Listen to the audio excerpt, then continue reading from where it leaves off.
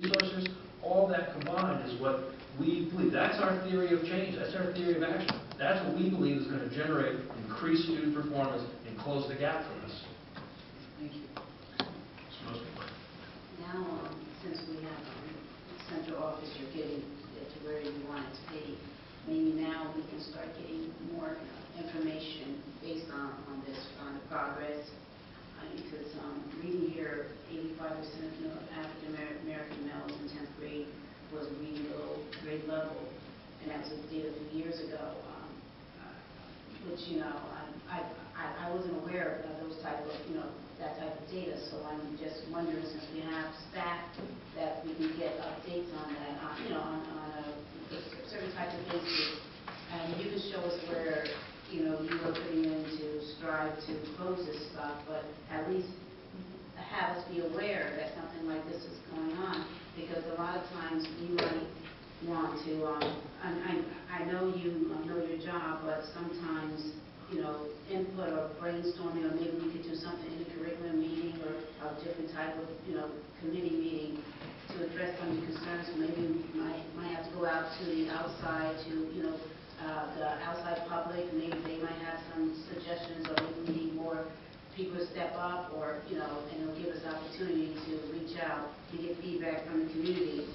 And that way we can try to work on closing this gap, because, that is very alarming in a sense, where it's saying 85% of African American males and 10th graders with a low grade level. I knew that there was a problem, but I didn't know that it was to that extent for a few years at 85%. I would love to see the source of that. I don't know what data you're referring to. I do know the data that we have that I shared with you a year ago, and I know that we know we can do better. We know we can do better. There's no question. But there's all kinds of data out there, and I think it's important for us to look at what is the data that we are going to use, that we know with the assessments that we're administering here, that we can look at and have updated about.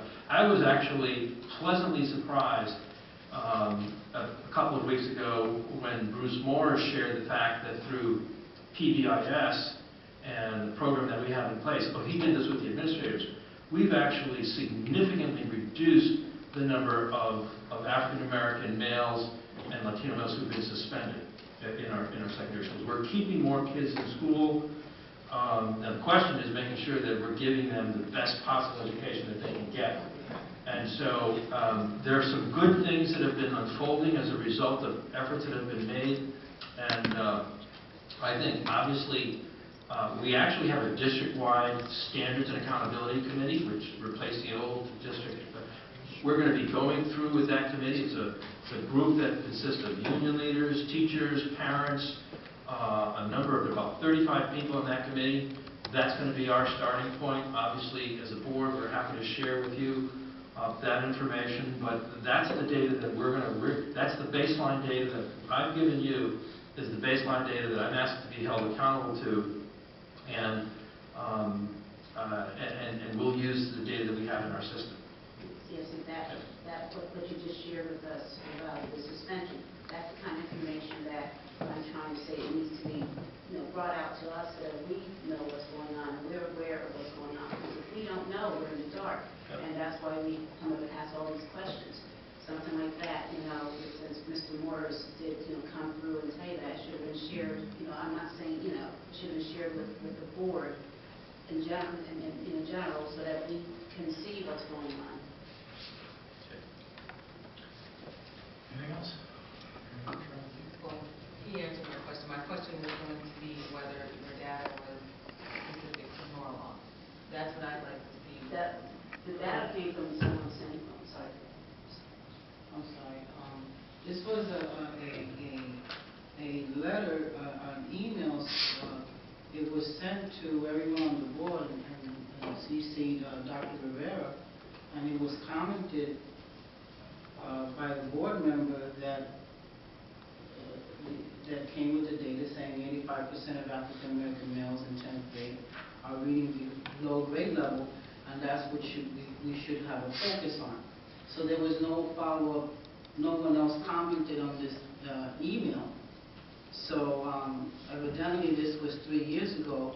So if there is something that's urgent, something that we should be focusing on, then it should, it should come to the table and we should be discussing that, because I wasn't aware of that. And when this email was read to me, I said, well, was there a reply from the superintendent or a reply from another board member about this email that was circulated to the entire board?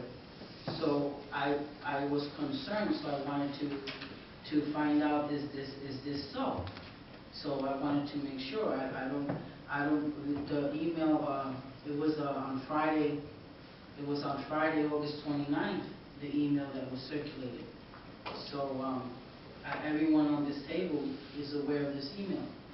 So that's why I wanted to break this down and find out, because if not, then we should put this under information and reports, go into the discussion, and see how we could pinpoint the problem and try to resolve it and see what we can do as a board to fix this problem. So that's why I mentioned it, and I wanted to ask, since we were talking about the surplus, I was unable to give my input because I did not know that everyone was asked to give input for the surplus money, because I just didn't get that information. So that's why I wanted to say now, since I found out about this email, are we addressing this particular issue? Because if this, that's why I mentioned it. No, I'm glad you mentioned it. I guess what I'm trying to figure out is if the percentage was specific to Norwalk or if it's nationwide. Well, I don't know, because no one. And you have to forgive me because I've been on the You have a copy of this as well. Right. We got it on Friday the 29th. I didn't get it because I was not around. Oh, okay, so this is, I don't know if you want to read. No, definitely I'll take through, but.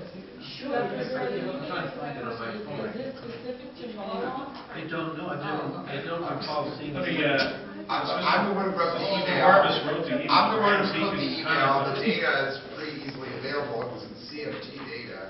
I can look it up to see how it compared to the rest of Connecticut. But that was just, standard reported, it was Norwalk, Okay, that's all I wanted. in high school, and it was definitely 3 years ago, and then I think it had been at that number for some time, and then in the last set of CFT testing, it actually had jumped, it lowered, if you will, and gotten better. That I think it was more like, 70% or 60. There was, and I remember asking Diane Florida, what do you think? And it was kind of like, well, it was just 1 year. Wasn't clear, was it part of a trend? Was it just an anomaly? And now that we don't have CMTs anymore, we're never going to know. But I think obviously there would be metrics we're using. Dr. Rivera's gone on record as saying, we're going to close the achievement gap by 2020. There are various metrics. That was a metric that was used once. We're not doing CMTs anymore, so there'll be different metrics.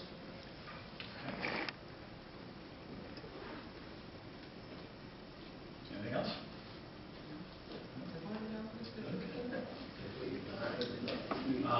I'll just note that I think this is a terrific proposal. First off, good job on generating the surplus with careful management of our spending.